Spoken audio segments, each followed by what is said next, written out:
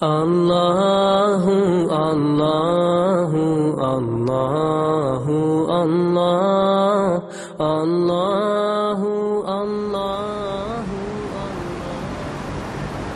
Kemudian kata Syekh Suhaimi, riwayat daripada Asakir, daripada Urwah bin Ruwaim, katanya bermula Jabiyah.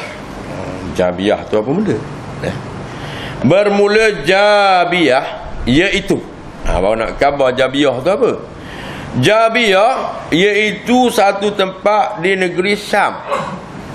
Datang kepadanya tiap-tiap ruh yang tayyibah. Di negeri Syam ada satu tempat nama Jabiyah. Ruh-ruh, orang panggil at-tayyibah, ruh-ruh yang baik berdatang pergi situ. Duk kopo situ. Dan riwayat daripada Ibnu Abi Dunya wa Ibnu Munaddah, daripada Ali bin Abi Talib, katanya terlebih benci tempat daripada bumi kepada Allah Ta'ala. Mana Tuhan murka sangat tempat tu. Di bumi suatu dusun, yakni di satu kampung di Hadraul Maut. Yang manalah?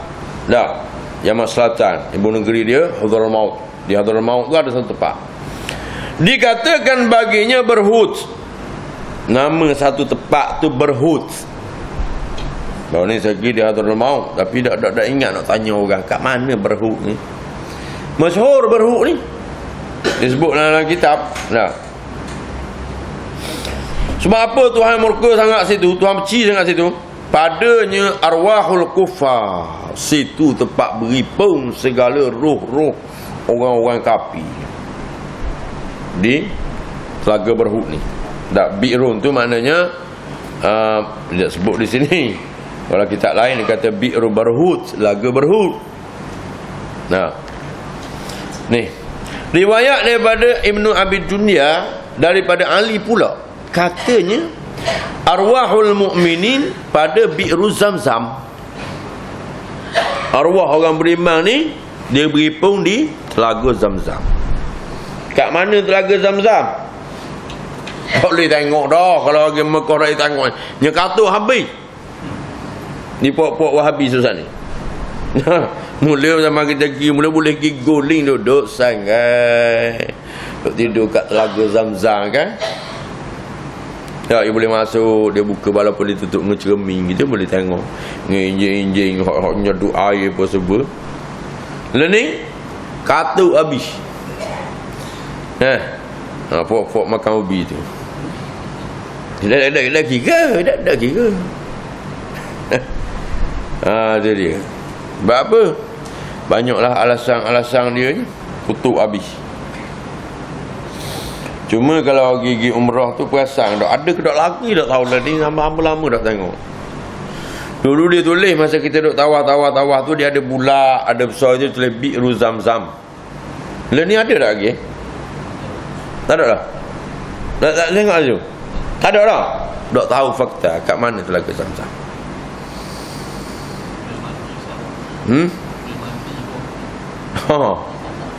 Tu dia. Boleh mandi dulu. Boleh mandi, boleh apa. Baik.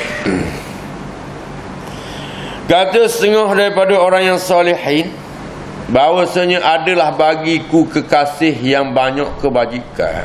Dia cerita setengah daripada orang salihin, dia kata kawan dia ni banyak kebajikan sungguh. Lagi soleh daripada negeri Ajam. Dia duduk negeri Ajam. Dan adalah ia duduk mujawir di Mekah. Kemudian dia duduk berjiran lah di Mekah. Dia datang negeri Ajam, negeri bukan Arab lah. Baik. Dan adalah ia semalam-malam tawaf dengan Baitillah dan i'tikaf atas mengaji Quran sepanjang-panjang hari. Dia mujawir dengan lagi Mekah lah. Iwak murah, iwak apa ikut lah. Jadinya semalam-malam ni duk tawaf sama, tak berhenti-henti, dan beriktikaf di Masjidil Haram itu mengaji Quran sepanjang hari. Demikianlah halnya, yakni keadaan orang yang soleh tadi beberapa lama. seorang orang tu dah. Lama dia mukim di Mekah tu. Maka aku kirim akan dia emas. Dan pada satu riwayat 10,000 dinar. Dan apa orang soleh, orang warak, duduk siang malam, duduk tawaf, siang hari duduk beriktikaf, dia beri kepercayaan, orang panggil amanah lah. Sebagi ni juga orang simpan barang, simpan di bank. Tapi dulu tak ada bank. Orang cari orang-orang soleh ni lah, sebagai orang yang amin dan orang kepercayaan buat simpan barang. Jadi setengah riwayat mengatakan, dia kata 10,000 dinar simpan ke dia. Nah, Syekh, jadi saya ni nak musafir, jadi minta tolonglah, simpanlah barang emas saya ni sebanyak 10,000 dinar. Baik. Motif tak jumpa lagi, kenapa nak tahu ni? Tapi tak apalah, nak khabar arwah. Nah, dia duduk kat mana? Nah. Dan musafirlah aku ke Yaman. Jadi orang hok simpan emas tadi, dia pun pergi berjalan musafir ke Yaman. Maka datang aku. Nah, dia pun balik. Maka dapat akan dia senya telah mati. Dah balik musafir carilah. Dan muka simpan emas. Cari, tanya orang tu tak ada, tanya orang ni tak ada. Orang kata mati dah. Hok duk iktikaf di masjid ni lah, mati dah. Maka aku tanya akan anaknya daripada emas aku. Tanya anak dia, emas dia duduk kat mana. Maka kata mereka, tiada. Ya, tiada bagi kami pengetahuan dengan dia, kami tak tahu emas duduk kat mana. Dan tiada kami tahu apa yang engkau kata. Kamu dah ayat kita dengar pun tak. Mana maksudnya gitulah. Telah kena tahu bodoh di mana. Dengar pun tak. Maka aku duduk duka cita. Sedih lah. 10,000 dinar ni banyak, bukan sikit Maka aku berjumpa akan Malik bin Dinar, Malik ibnu Dinar. Ni seorang wali Allah ni. Nah, dia pun pergi cari Malik bin Dinar. Maka kata ia, bagiku apa kelakuan engkau wahai saudaraku? Nah, maka aku khabarkan dia, muni apa apa benda masalah. Macam ayat tak? Mereka tahu, takut-takut aku boleh beritahu. Gitu kata Malik bin Dinar. Maka aku khabarkan dia, cerita dia tadilah. Maka berkata ia, bagiku apabila setengah malam daripada malam Jumaat. Separuh malam daripada malam Jumaat. Dan tiada seorang tawaf. Nah, masa tu tak ada orang tawaf. Maka duduk olehmu antara rukun dan makam. Rukun apa, rukun apa ni? Rukun yang mani lah. Dan makam. Yang ni setengah katanya makam tu Hijr Ismail. Duduk situ. Dan berteriak olehmu, hai fulan. Mempanggil Syekh itu, Syekh apa, panggillah nama dia. Maka jika ada ia orang soleh, maka bahawasanya roh berkata-kata ia dengan dikau. Kalau dia orang soleh, roh tu akan menyahut seruan engkau. Nak mutabaqah dengan cerita kita, bahawasanya roh orang-orang yang beriman itu terkadangnya dihipungkan dia di Telaga Zamzam. Di Hijr Ismail, setengah kata di Hijr Ismail dan sebagainya lagi. Baik. Kerana bahawasanya arwah orang yang mukmin, yakni orang yang salihin, berhimpun antara keduanya, antara rukun dan makam Ibrahim. Makam tu makam Ibrahim lah. Maka nyata olehmu akan dia daripada emas kamu. Dia akan royak lah. Kalau bahasa emasmu duduk kat mana, dong bitiang mana, dong minyak mana, dia royak lah kamu. Maka tak kala adalah pada malam Jumaat, maka aku berbuat seperti barang yang menyuruh ia, yakni Malik bin Dinar. Malik bin Dinar suruh dia pergi buat lah. Menyuruh ia akan aku. Maka tiada berkata-kata akan aku seorang. Dah. Jadi dia panggil, wahai Syekh, Assalamualaikum ya Syekh. Ya Syekh, duk panggil tak menyaut. Pelawak ke Malik bin Dinar ni? Tak menyaut. Baik. Maka kisah daripada tadi,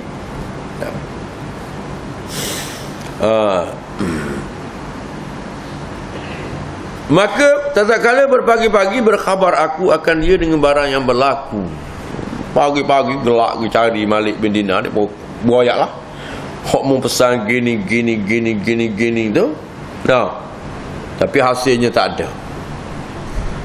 Nah. Maka berkata ia Malik bin Dinar kata apa? Inna lillahi wa inna ilaihi raji'un. Malik bin Dinar tarik nafas panjang mengeluh, inna lillahi wa inna ilaihi raji'un, kata Malik bin Dinar. Adalah laki-laki itu daripada ahli nar. Allah. Kata Malik bin Dinar, kalau gitu dia ni daripada ahli neraka. Maka pergilah alihmu kepada negeri Yaman. Kalau gitu gini, mungkin ke negeri Yaman lah. Dah sini tak ada. Maka bahawasanya dengan dia telaga, namanya Telaga Barhut. Mungkin di Yaman tu ada satu telaga, nama Telaga Barhut. Berhimpun padanya segala arwah orang yang kena seksa duduk dalam tu. Dan iaitu, apa dia Barhut ni? Atas mulut Jahannam. Rupanya Telaga Barhut ni, permukaan yang Allah Ta'ala buat atas muka bumi dia tu mulut neraka Jahannam. Anak sahabat duduk situ pun.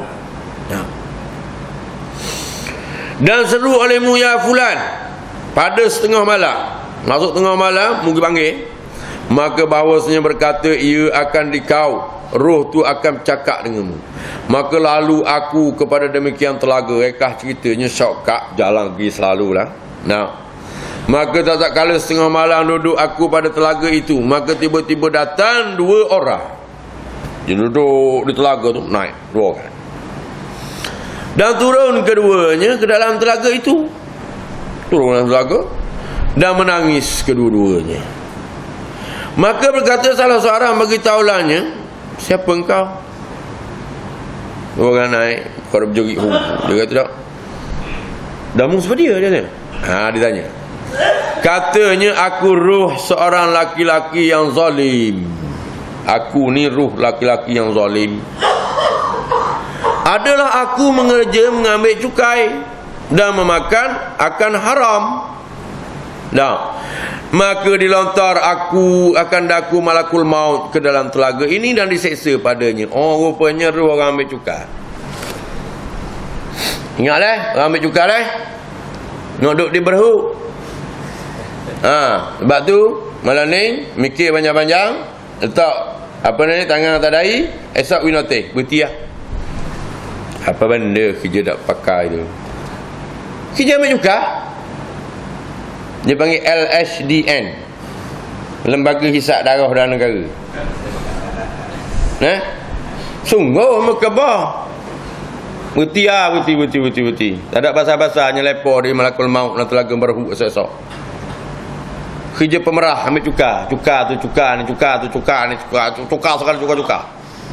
Islam bukan dok leh ambil cuka, tapi ya khuzu minal aghniya.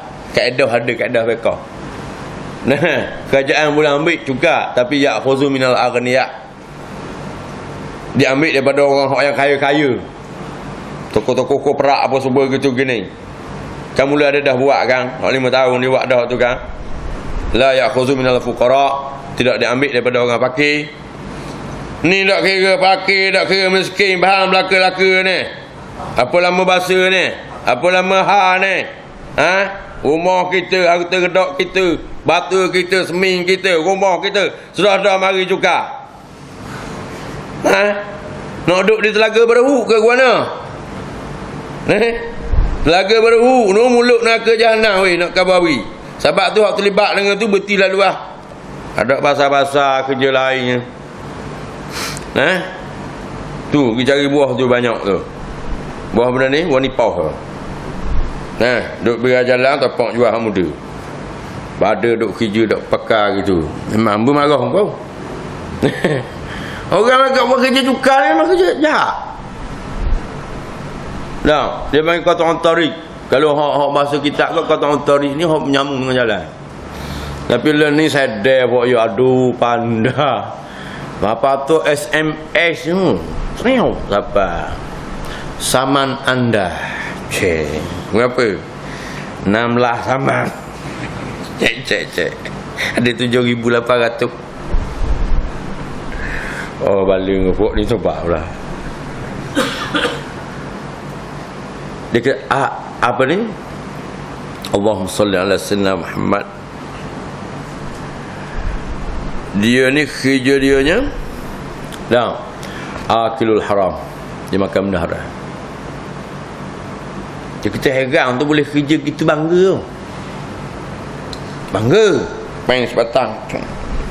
Buku saya.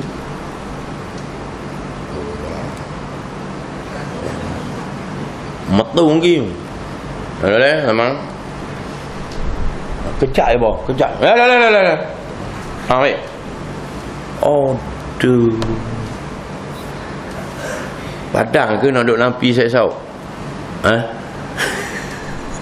Sebab tuan berpuasa dalam tak ada dah buat kita kerja gitu dah. Tak ada dah. Kalau ada berhenti lalu. Minta maaf, minta apa. Banyak lagi kerja lain.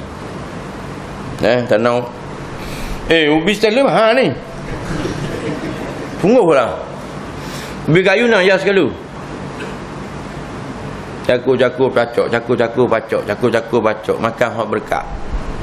So makanlah hak gitu. Kita dah sebasa pulau. Makan anak, makan bini. Makanan tu dah seduk zat tu dia jadi zat dalam tubuh tu bik apa daripada zat tu jadi darah, daripada darah jadi daging, daripada daging jadi air mani, jadi benih, jadi zuriat,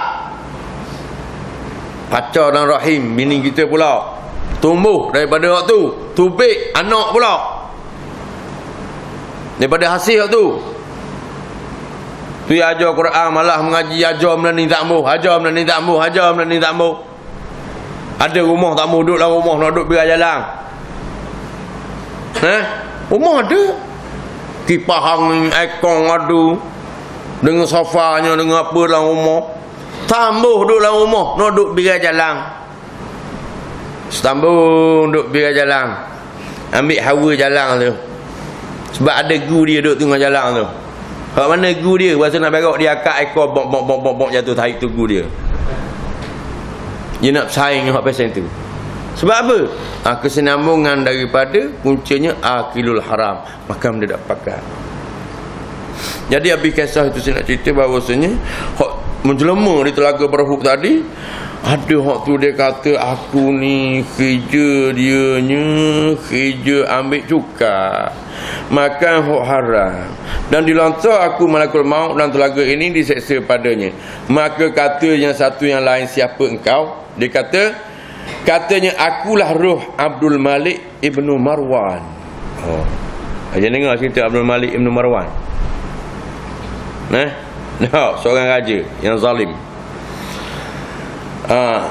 Adalah aku laki-laki yang zalim, didatangkan aku supaya diseksa di telaga ini. Maka turun kedua-duanya. Maka aku dengar bagi keduanya teriak yang amat besar. Tabong. Dia orang panggil lagi ni, kamu nak khabar ni, telaga ni kalau ibarat kita kata kau dah lalu kubang zaman-zaman dulu kau, kubang-kubang ikan tu, dia naik, dia menguah, tahu nak menguah. Dia menguah dua tu. Mu tanya, mu apa dia? Dia kata aku kerja LSDN, Lembaga Hasilan Negeri. Tu sekarang. Gamu, aku Malik bin Marwan. Lucu kata 200 pelatok dalam betapik yang amat kuat. Seksa. Maka berdiri tiap-tiap roma yang pada tubuhku daripada terkejut. Cibulan ni kata aku, dah gerinding bulu rumahku, kata orang Indonesia. Mana naik bulu roma. Terkejut. Kemudian maka aku tilik ke dalam telaga itu dan aku teriak, "Hai fulan ibnu fulan." Dia kata, dia tengok, dia panggil. Maka menjawab akan aku daripada bawah, dah pukul dan siksa. Dia menjawab daripada bawah, bunyi gedung-gedang, gedung-gedang kena pukul. Maka kataku baginya, di mana emas yang aku kirimkan akan dia? Tak ada mana emas aku simpan tu. Maka berkata kat dia, ditanam di bawah utbah pintu. Utbah ni kita kata kat genung pintu lah, frame pintu. Nah, pada tempat anu, mana tempat tu aku tanam situ. Maka kataku baginya, hai saudaraku, dengan apa dosa didatangkan kepada tempat orang yang celaka ni? Mu ni orang warang, orang berektikaf, orang duk tawaf sama. Sebab apa, dosa apa kamu sampai sini? Katanya, dengan sebab saudaraku perempuan. Dia kata, aku ada adik-beradik puan seorang. Adalah bagiku saudara perempuan di negeri Ajam. Maka membimbangkan aku dengan ibadat dan duduk aku di Mekah. Gak aku ni tak ada duk cara hadia. Dok tanya khabar, dok tanya apa. Nah, dok tanya khabar tu buat apa? Dia duk cara amal ibadat dia je. Mengatip zikir, amal ibadat. Dok tanya khabar pun. Saudara perempuan. Ni apa benda ni panggil? Hukum ni dia panggil orang yang memutuskan silaturahim. Nah, tapi putus silaturahim bukan hidup jerang. Bukan duk ke badai, bukan duk di Felda Labih no. Kita tak jumpa adik-beradik tu. Duk wacangan no. Mana tu wacangan dalam Pahang no. Di Jelatu, duk wacangan di Johor, di Pontian, di mana-mana. Tak jumpa adik-beradik lama sengaja. Boleh kata juga, hak ni dia buat amal ibadah. Nak khabar betapa hebatnya hubungan silaturahim yang disambung oleh Allah Subhanahu Wa Taala. Silah Ar-Rahim itu nama dia, nama Tuhan. Maka hubungan saudara dengan saudara ni Allah Taala bubuh satu, dia panggil silah. Hubungan apa? Rahim. Pinjam nama dia sekejap bos itu. Hebatnya perhubungan di antara saudara tadi. Tapi oleh kerana beramal ibadat, Allah Taala hatta dia dalam telaga berhub, tempat azab. Lalu dia pun cerita. Dan tiadalah aku ingat akan dia dengan suatu. Taklah kata kirim ke, SMS ke, kirim dodo ke, apa sambar daging ke, apa tak rasa. Tiada aku ziarah akan dia, dan tiada aku bertanya padanya. Maka tak kala matiku dihabaskan daku Tuhanku di atasnya. Habas tu mana ditahan. Tak kala aku mati, dengan sebab itulah aku ditahan di sini. Dan berfirmannya Allah, betapa engkau lupa akan dia. Akan dia bertelanjang dan engkau memakai. Tuhan kata ke dia wayaklah ke orang tu tadi. Tuhan kata ke dia, mu ni lupa ke dia tu telanjang, mu pakai pakaian. Nak kabur adik puanmu nu susah, mu pakai pakaian. Dan lapar ia dan engkau kenyang. Bahasa dia dah, hak susah payah nak ingat dah. Kalau raya, Allah buk sama. Alah abang duduk mana? Soalang.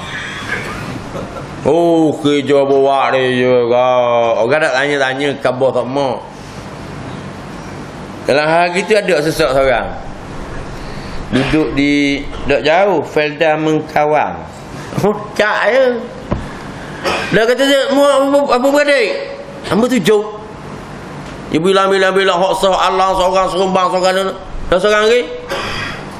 Orang lagi awak ada. Dah duduk mana? Duduk di tu je.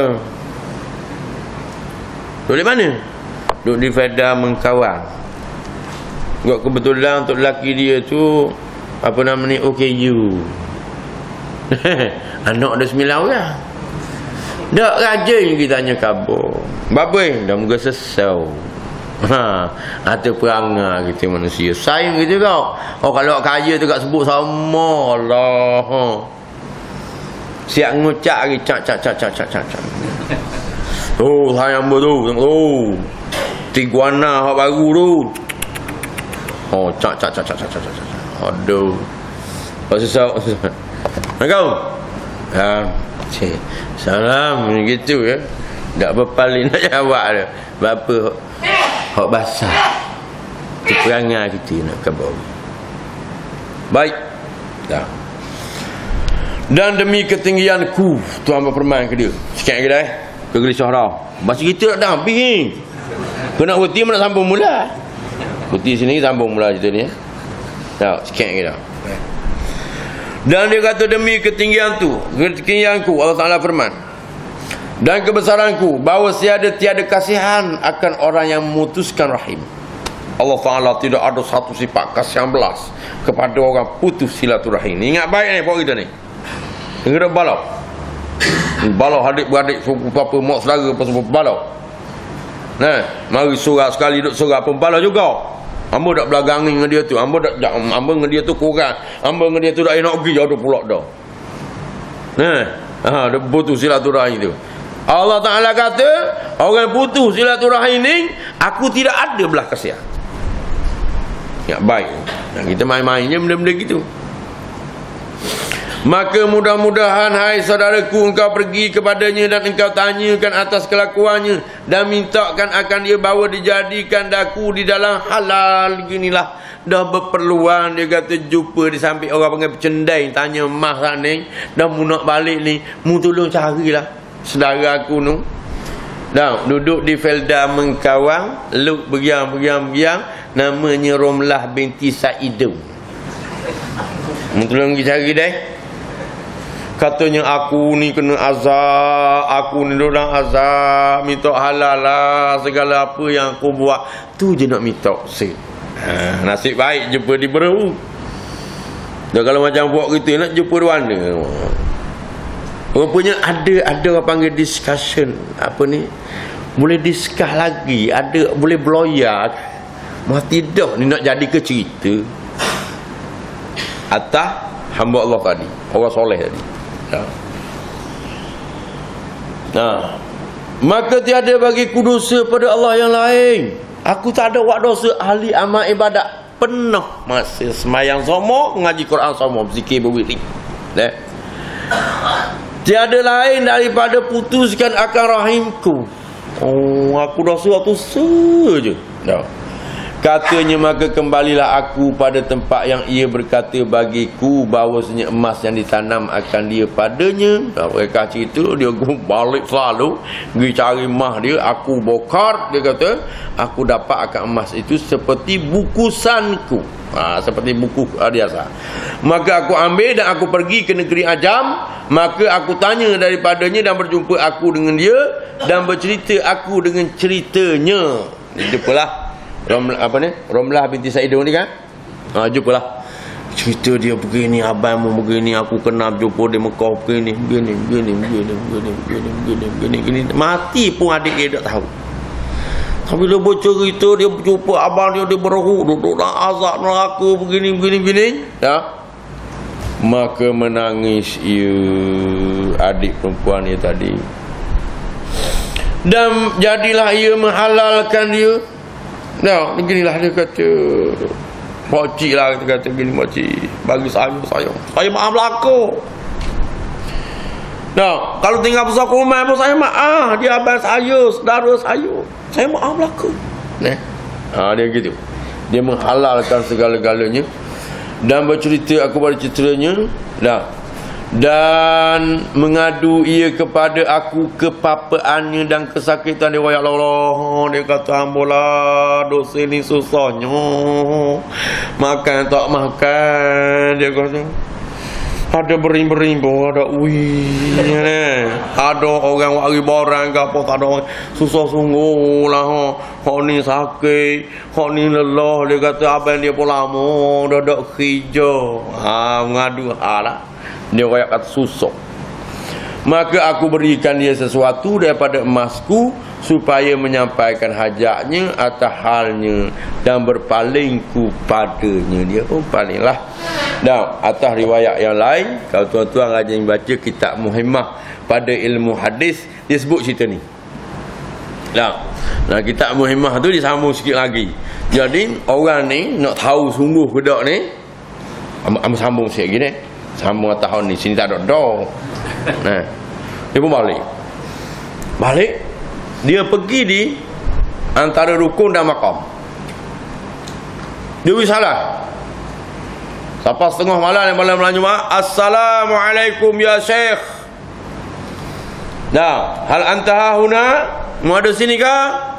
Waalaikumsalam. Dia pun jawab, ana min hina, aku duduk sini lah ni. Alhamdulillah, jazakallah khair.